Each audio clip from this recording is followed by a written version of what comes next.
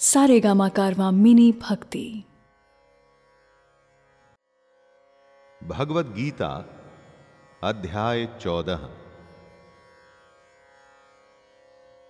जय श्री कृष्ण। दोस्तों, सुनते सुनते भगवत गीता के 14वें अध्याय पर आ पहुंचे हैं। इस अध्याय का नाम है गुणत्रय विभाग योग, सत, रज और तम।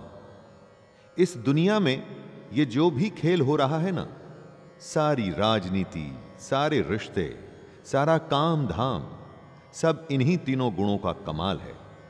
और ये बात भगवान श्री कृष्ण अर्जुन को स्वयं बता रहे हैं। मैं शैलेंद्र भारती आपका इस अध्याय में हार्दिक स्वागत करता हूं। आइए प्रारंभ करते हैं भगवत गीता का अध्याय 14, गुणत्रय विभाग योग। श्री भगवानुवाच परं भूयः प्रवक्ष्यामि ज्ञानानं मानमुत्तमं यज्ञात्वा मुनयः सर्वे परां सिद्धिमितो गताः। ज्ञान उस जल धारा की तरह है जो बड़े से बड़े पत्थर पर अपना प्रभाव छोड़ जाता है, लेकिन तभी जब वो निरंतर होता है।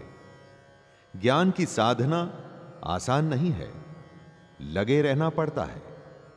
ऐसा ही कृष्ण इस श्लोक में कह रहे हैं। हे अर्जुन, समस्त ज्ञानों में भी सर्वश्रेष्ठ इस परम ज्ञान को मैं तेरे लिए फिर से कहता हूं। फिर से उस ज्ञान को बताएंगे जिसे जानकर बड़े बड़े ऋषि मुनि सिद्धि को प्राप्त हो गए थे। दोस्तों, कार चलती है लेकिन यह पता नहीं होता कि कहां जाना है। इसका ज्ञान उस ड्राइवर को ही होता है जो उसे चला रहा होता है। अगर आप चाहते हैं कि आप में और बिना ज्ञान के काम करने वाले में फर्क हो, तो ज्ञान हासिल करने की कोशिश करिए। इदं ज्ञानमुपाश्रित्य मम साधर्म्यमागताः सर्गेऽपि नोपजायन्ते प्रलये न व्यथन्ति च। बार बार कितनी ही बार कृष्ण गीता में दोहरा चुके हैं कि ज्ञान जिसे हासिल हो जाता है वो परम सिद्धि को प्राप्त होता है, जन्म मरण के चक्कर से बच जाता है, मृत्युलोक में उसे नहीं आना पड़ता। अगर इतनी बार कृष्ण ने कहा है तो स्वाभाविक ही है कि यह सबसे बड़ी बात होगी। अपने इस ज्ञान के बारे में बताते हुए कृष्ण कह रहे हैं कि हे अर्जुन, इस ज्ञान में स्थिर होकर वह मनुष्य मेरे जैसे स्वभाव को ही प्राप्त होता है। वह जीव न तो सृष्टि के प्रारंभ में फिर से उत्पन्न होता है और न ही प्रलय के समय कभी व्याकुल होता है। मम योनिर्महद् ब्रह्म तस्मिन् गर्भं दधाम्यहं संभवः सर्वभूतानां ततो भवति भारत। ये जो प्रकृति है इसे ही योनि मानना चाहिए, यानी कि माता। कृष्ण कहते हैं कि 8 तत्वों वाली जड़ प्रकृति ही समस्त वस्तुओं को उत्पन्न करने वाली योनि है। जड़ प्रकृति, इसका अर्थ है जो भी अनकॉन्शियस है। दोस्तों, ये 8 तत्व हैं: जल, अग्नि, वायु, पृथ्वी, आकाश, मन, बुद्धि और अहंकार। और कृष्ण ब्रह्म यानी कि आत्मा को चेतना रूपी बीज की तरह स्थापित करते हैं। चेतना का अर्थ है कॉन्शियसनेस। इस जड़ चेतन के संयोग से ही सभी चर अचर प्राणियों का जन्म संभव होता है। अगर हमसे हमारी कॉन्शियसनेस छीन ली जाए दोस्तों, तो हम निर्जीव हो जाएंगे।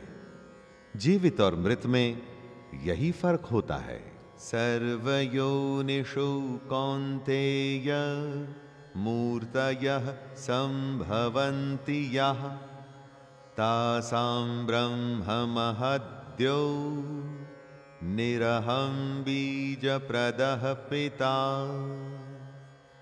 कृष्ण कह रहे हैं कि जो भी प्राणी होता है, चाहे भालू हो या शेर, या फिर एक्सटिंक्ट हो चुके डायनासोर हो, या हम और आप, जो भी शरीर धारण करने वाले प्राणी हैं, उनको धारण करने वाली जड़ प्रकृति ही माता है, और कृष्ण ब्रह्म यानी कि आत्मा रूपी बीज को स्थापित करने वाला पिता।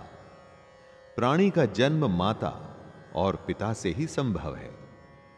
जो काया है, शरीर है, बॉडी है, बिना प्राण के वो जड़ प्रकृति है, और जब उस शरीर में प्राण आ जाते हैं, लाइफ आ जाती है, वो तभी संभव होता है जब उसमें आत्मा आती है, और वो आत्मा डालने वाले पिता कृष्ण ही हैं। सत्वं रजस्तम इति गुणाः प्रकृति संभवः निबध्नन्ति महाबाहो देहे देहिनमव्ययम्। चेतना आत्मा जड़ प्रकृति से कैसे बंधती है, उसी के बारे में कृष्ण इस श्लोक में बता रहे हैं। प्रकृति गुण 3 तरह के होते हैं: सात्विक गुण, राजसिक गुण और तामसिक गुण। ये तीनों गुण भौतिक प्रकृति से ही उत्पन्न होते हैं। प्रकृति से उत्पन्न तीनों गुणों के कारण ही अविनाशी जीवात्मा शरीर में बंध जाती है। इन 3 गुणों के कारण ही हमारी अविनाशी आत्मा यानी कि इंडिस्ट्रक्टिबल सोल हमारी विनाशी शरीर से बंध जाती है। हमारा शरीर विनाशी है, यानी कि यह नष्ट हो जाने वाला है दोस्तों, लेकिन आत्मा नहीं। आत्मा और शरीर में यही संबंध है। तत्र सत्वं निर्मलत्वात् प्रकाशकमनामयं सुखसंगेन बध्नाति ज्ञानसंगेन चानघ। तीनों गुण एक तरह के बंधन हैं जिससे हमारी आत्मा शरीर से बंधती है। सतोगुण भी एक तरह का बंधन ही है, लेकिन सतोगुण अन्य गुणों की अपेक्षा अधिक शुद्ध होने के कारण पाप कर्मों से जीव को मुक्त करवाता है। मुक्त करके सतोगुण आत्मा को प्रकाशित करने वाला होता है। आत्मा हमारे अंदर ही है, लेकिन अज्ञान की वजह से हम उसे देख नहीं पाते, उसके बारे में जान नहीं पाते। सतोगुण हमको अज्ञान से दूर कर हमारा साक्षात्कार हमारी ही आत्मा से कराता है। क्योंकि सतोगुण भी बंधन ही है, तो इस गुण से जीव सुख और ज्ञान के अंधकार में बंध जाता है। रजोरागात्मकं विद्धि तृष्णा संग समुद्भवं तन्निबध्नाति कौन्तेय कर्म संगेन देहिनम्। जो आपको प्राप्त नहीं, उस वस्तु को प्राप्त करने की कोशिश तृष्णा होती है, और जो प्राप्त हो जाए उससे मोह को आसक्ति कहते हैं। इस श्लोक में कृष्ण रजोगुण के बारे में बता रहे हैं। रजोगुण कामनाओं और लोभ के कारण उत्पन्न होता है। इच्छाओं और लोभ के कारण ही हमारे अंदर रजोगुण आता है। इसी रजोगुण के कारण ही शरीरधारी जीव सकाम कर्मों में बंध जाता है। सकाम कर्म यानी कि कर्म करते हुए फल की अभिलाषा करना। रजोगुण हमें इस फल से बांधता है। कुछ गिनती के लोगों को छोड़ पूरी दुनिया कर्म के फल से बंधी हुई है, और उसकी वजह रजोगुण ही है। तमस्त्वज्ञानजं विद्धि मोहनं सर्वदेहिनां प्रमादालस्य निद्राभिस् तन्निबध्नाति भारत। तमोगुण को समझाते हुए कृष्ण कहते हैं कि शरीर के प्रति मोह के कारण अज्ञान से जो उत्पन्न होता है उसे तमोगुण कहते हैं। इसी तमोगुण के कारण जीव प्रमाद में आता है, यानी कि पागलपन में बेकार के काम करने की प्रवृत्ति में आता है। तमोगुण से ही आलस्य होता है, यानी कि आज के काम को कल पर टालने की प्रवृत्ति। और निद्रा भी तमोगुण का ही लक्षण है। निद्रा का अर्थ है अचेत अवस्था में न करने योग्य कार्य करने की प्रवृत्ति। कितनी ही बार कितने ही लोग मशीन की तरह बस काम करते रहते हैं दोस्तों, बिना सोचे समझे, किसी पागलपन, लालच या अज्ञान में बस लगे रहते हैं। वो प्रमाद और निद्रा का मिश्रण है और इसकी वजह होती है तमोगुण। सत्वं सुखे संजयति रजः कर्मणि भारत, ज्ञानमावृत्य तु तमः प्रमादे संजयत्युत। तीनों सात्विक गुण, राजसिक गुण और तामसिक गुण बंधन है। सतोगुण मनुष्य को सुख में बांधता है। वो प्राणी को शाश्वत सच को ढूंढने के लिए प्रेरित करता है, जबकि रजोगुण मनुष्य को सकाम कर्म में बांधता है। रजोगुण से प्राणी बस काम के फल के बारे में, आगे होने वाले फायदे के बारे में या हो चुके नुकसान के बारे में ही सोचता रहता है और फिर पहले से भी ज्यादा प्राप्त करने के लिए और कर्म करता है, लेकिन कर्म के लिए कर्म नहीं बल्कि फल के लिए कर्म करता है। और तमोगुण मनुष्य के ज्ञान को ढककर प्रमाद में बांधता है। पागलपन की स्थिति, केयरलेसनेस की अवस्था, नशे की हालत ही प्रमाद होती है दोस्तों। रजस्तमश्चाभिभूय सत्वं भवति भारत, रजः सत्वं तमश्चैव तमः सत्वं रजस्तथा। लेकिन सत, रज और तम होते तो तीनों एक ही स्थान पर हैं, एक ही हृदय में, तो फिर अलग अलग कैसे बढ़ जाते हैं? उसे बताते हुए कृष्ण कहते हैं, रजोगुण और तमोगुण के घटने पर सतोगुण बढ़ता है, सतोगुण और रजोगुण के घटने पर तमोगुण बढ़ता है। इसी प्रकार तमोगुण और सतोगुण के घटने पर रजोगुण बढ़ता है। हर गुण बाकी दोनों को दबाकर खुद को बढ़ाने की कोशिश करता है। दोस्तों, जब भी आप कुछ सोच रहे हैं, कुछ काम कर रहे हैं या करने जा रहे हैं, तो सोचने की कोशिश कर सकते हैं कि उस समय आप पर कौन सा गुण प्रभावी हो रहा है। सर्वद्वारेषु देहेऽस्मिन् प्रकाश उपजायते, ज्ञानं यदा तदा वेद्यात् ववृद्धं सत्वमित्युत। किस समय आप पर कौन सा गुण प्रभावी है, उसको जानने का तरीका बताते हुए कृष्ण कहते हैं कि जिस समय इस शरीर के सभी 9 द्वारों में ज्ञान का प्रकाश उत्पन्न होता है, उस समय सतोगुण विशेष बुद्धि को प्राप्त होता है। हमारे शरीर में 9 द्वार हैं, 2 आंखें, 2 कान, 2 नथुने, मुख, गुदा और उपस्थ। इन्हीं 9 द्वारों से हम इस दुनिया के समक्ष होते हैं। ये सारे दरवाजे बाहर की दुनिया की तरफ खुलते हैं। जब इन 9 द्वारों में ज्ञान का प्रकाश आने लगता है, तब ये मान लीजिए कि रजोगुण और तमोगुण को बढ़ाकर सतोगुण बढ़ रहा है। लोभः प्रवृत्तिरारम्भः कर्मणाम् अशमः स्पृहा, रजस्यैतानि जायन्ते विवृद्धे भरतर्षभ। आप काम करते हैं, उसके बाद पैसे आते हैं। उस पैसे से आप अपनी इच्छाओं को पूरा करते हैं।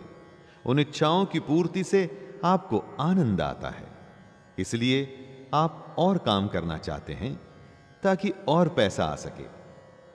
यही रजोगुण की निशानी है दोस्तों, क्योंकि यहां पर आप काम करने के लिए काम नहीं कर रहे, पैसे से मिल रहे आनंद को बढ़ाने के लिए काम करना चाहते हैं। रजोगुण की वजह से लोभ के उत्पन्न होने के कारण फल की इच्छा से कार्यों को करने की प्रवृत्ति और मन की चंचलता के कारण विषय भोगों को भोगने की अनियंत्रित इच्छा बढ़ने लगती है।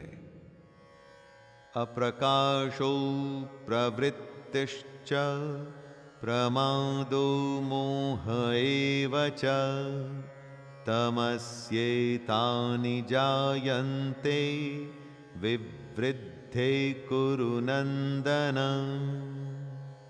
जब कोई हाथ पर हाथ रख बैठे रहने में ही आनंद पाता है, अपने अज्ञान में खुश रहता है, पागलपन की हालत में आ जाता है या किसी भी मोह की वजह से अपना काम करना छोड़ देता है, तो इसका अर्थ है उसमें तमोगुण बढ़ रहा है। तमोगुण को अत्यंत अविवेक कहा जाता है। विवेक यानी कि सही गलत के बीच में चुनाव करने की क्षमता। जब यह क्षमता एकदम ही खत्म हो जाती है, जब उस प्राणी को समझ ही नहीं आता कि वो जो कर रहा है वो एकदम गलत है और वो बस करता ही चला जाता है, करता ही चला जाता है, तो समझ लीजिए कि वो तमोगुण के वश में है। यदा सत्वे प्रवृद्धे तो प्रलयं याति देहभृत् तदोत्तमं विदां लोकान् मलान् प्रतिपद्यते। दोस्तों, मरते समय हिसाब किताब होता है, उसे मरण समय की अवस्था का फल कहते हैं। कर्मों का बही खाता खुलता है और पूरे जीवन का फल मिलता है। तो जब कोई मनुष्य सतोगुण की वृद्धि होने पर मृत्यु को प्राप्त होता है, तब वह उत्तम कर्म की वजह से निर्मल स्वर्ग लोक को प्राप्त होता है। निर्मल स्वर्ग लोक मतलब जहां सब कुछ निर्मल है, जहां पर लोग उत्तम तत्व यानी कि भगवान के ज्ञान को जानते हैं। जिसमें सतोगुण का भाव ज्यादा होता है, तो उसके मरने पर वो ऐसे स्वर्ग में जाता है जहां सब ज्ञानी हैं। मृत्युलोक की तरह अज्ञान और अज्ञानी नहीं हैं। रजसि प्रलयं गत्वा कर्म संगिषु जायते तथा प्रलीनस्तमसि मूढ़यो निषु जायते। पूरा जीवन आप जो भी करते हैं उसका एक अकाउंट बनता रहता है दोस्तों, और अंत में इस अकाउंट की बैलेंस शीट चेक होती है। अंत समय में जब कोई मनुष्य रजोगुण की वृद्धि होने पर मृत्यु को प्राप्त होता है, तब वह सकाम कर्म करने वाले मनुष्यों में जन्म लेता है। जैसी करनी वैसी भरनी। जब इस जीवन में हमेशा रजोगुण प्रभावी रहा, यानी कि आप करके उसके फल के लोभ में ही सब कुछ करते रहे, तो अगला जन्म इससे अलग कैसे हो सकता है। और उसी प्रकार तमोगुण की बुद्धि होने पर मृत्यु को प्राप्त मनुष्य पशु पक्षियों आदि निम्न योनियों में जन्म लेता है। कर्मणः सुकृतस्याहुः सात्विकं निर्मलं फलं रजसस्तु फलं दुःखं अज्ञानं तमसः फलम्। सतोगुण में जो कर्म किए जाते हैं उनका फल सुख होता है, शुभ कर्मों का। सात्विक कर्मों का फल भी शुभ और सात्विक ही होता है। वो फल जो ज्ञान से भरा होता है। रजोगुण में किए गए कर्म का फल दुख होता है। जब लोभ होता है तो आप बेचैनी में बस लगे रहते हैं, उसमें शांति नहीं होती। आपको पता नहीं लगता, लेकिन असल में आप दुख में ही होते हैं। क्योंकि जो सुखी होता है ना, वो तो संतुष्ट होता है दोस्तों, वो शांति में होता है। और तीसरे गुण तमोगुण में किए गए कर्म का फल अज्ञान होता है। जब आपको पता ही नहीं कि आप क्या कर रहे हैं, आलस या पागलपन की हालत में हैं, तो बदले में बस अज्ञान ही तो हासिल होगा। सत्त्वात् संजायते ज्ञानम रजसो लोभ एव च प्रमादमोहौ तमसो भवतो ज्ञानमेव च। सतोगुण से वास्तविक ज्ञान उत्पन्न होता है। वास्तविक ज्ञान यानी जो आपको ईश्वर तक ले जाए, जो आपको यह समझाए कि आप में उपस्थित आत्मा उसी परमात्मा का अंश है। यह हमारे अंदर अज्ञान की परत हटने के बाद ही संभव होता है। रजोगुण से निश्चित रूप से लोभ ही उत्पन्न होता है। लोभ कभी न खत्म होने वाली हालत होती है। आपको लगता है कि बस इतना हो जाए और उसके बाद आप रुक जाएंगे। ना, लोभ कभी नहीं रुकने देता दोस्तों। और तमोगुण से निश्चित रूप से प्रमाद, मोह, अज्ञान ही उत्पन्न होता है। इसीलिए तमोगुण तीनों में सबसे बुरी अवस्था होती है। ऊर्ध्वं गच्छन्ति सत्त्वस्था मध्ये तिष्ठन्ति राजसाः जघन्यगुणवृत्तिस्था अधो गच्छन्ति तामसाः।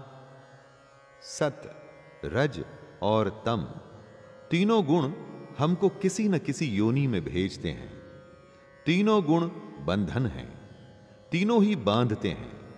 सतोगुण में स्थित जीव स्वर्ग के उच्च लोकों को जाता है।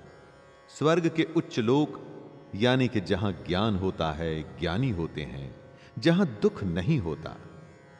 रजोगुण में स्थित जीव मध्य में यानी कि पृथ्वी लोक में ही रह जाते हैं, यानी उनका फिर से जन्म होता है और वो वापस से मनुष्य योनि में आते हैं।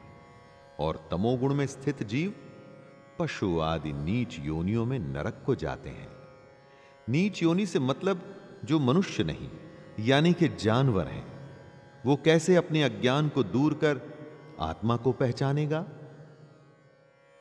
नान्यं गुणेभ्यः कर्तारं यदा दृष्टानुपश्यति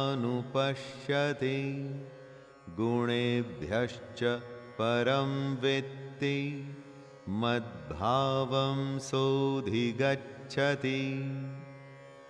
अगर सत, रज और तम तीनों ही बंधन हैं और ये हम में प्रकृति के कारण होते ही हैं, तो आपको लगेगा कि इनसे बचना संभव नहीं, किसी न किसी बंधन में बंधेंगे। परंतु ऐसा नहीं है दोस्तों।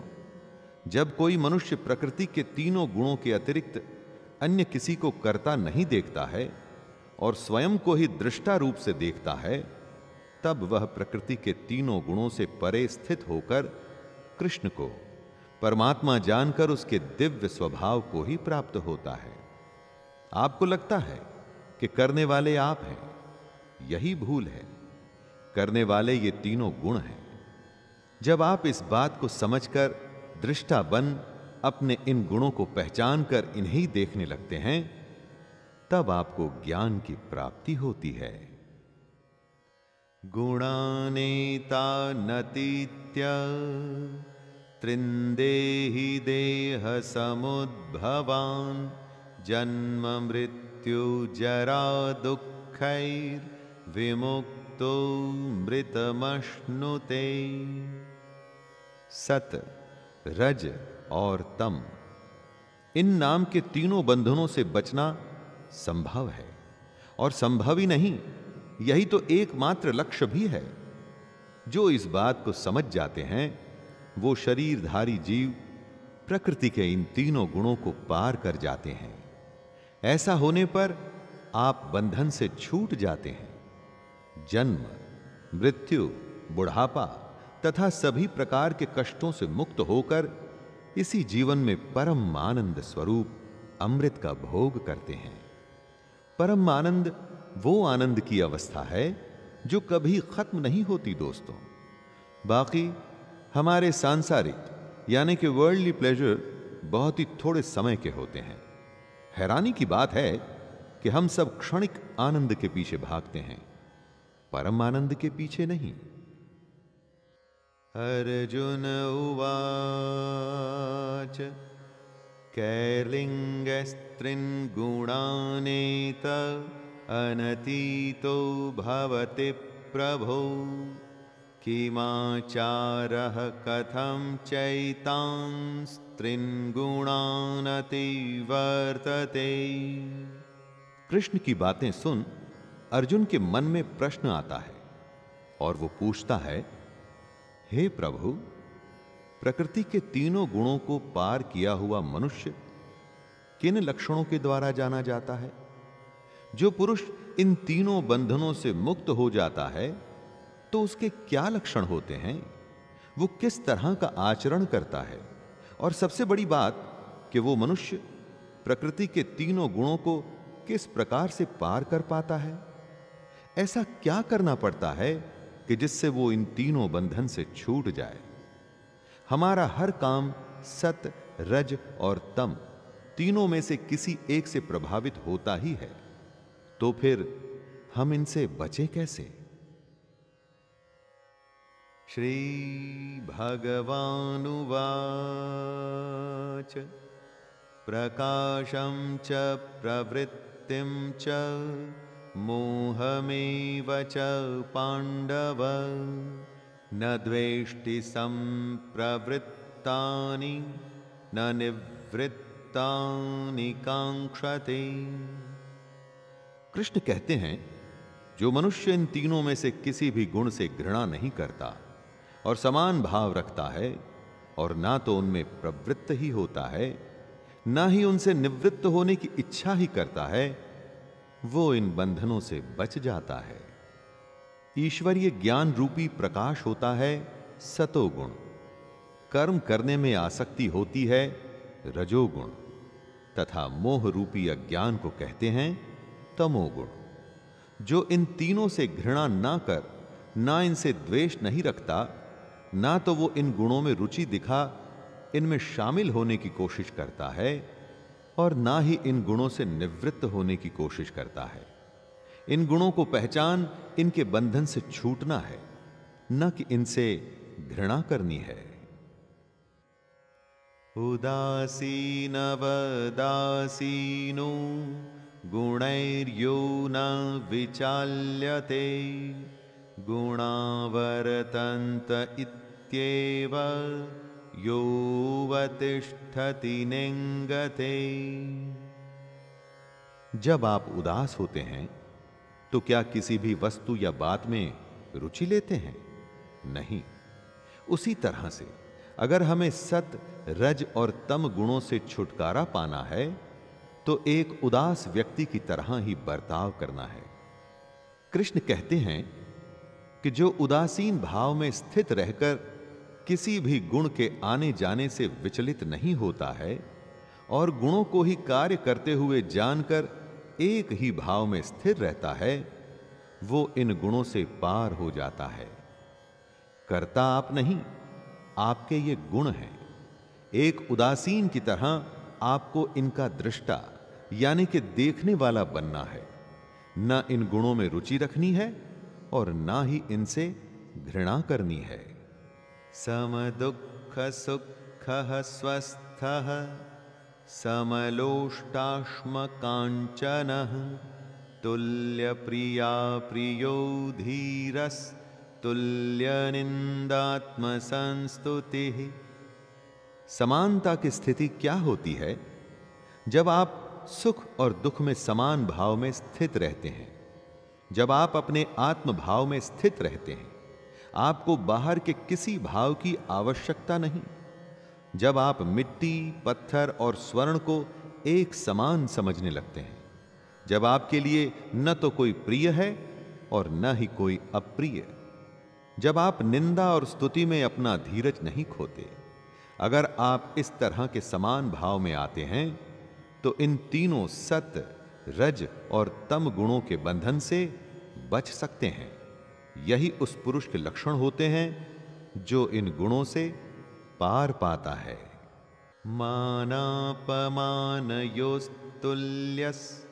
तुल्यो मित्रारिपक्षयोः सर्वारंभ परित्यागी गुणातीतः स उच्यते। प्रकृति के तीन गुणों सत्य, रज और तम से पार पाना आसान नहीं। अर्जुन ने सवाल किया था कि जो इनसे पार पाता है उसके क्या लक्षण होते हैं।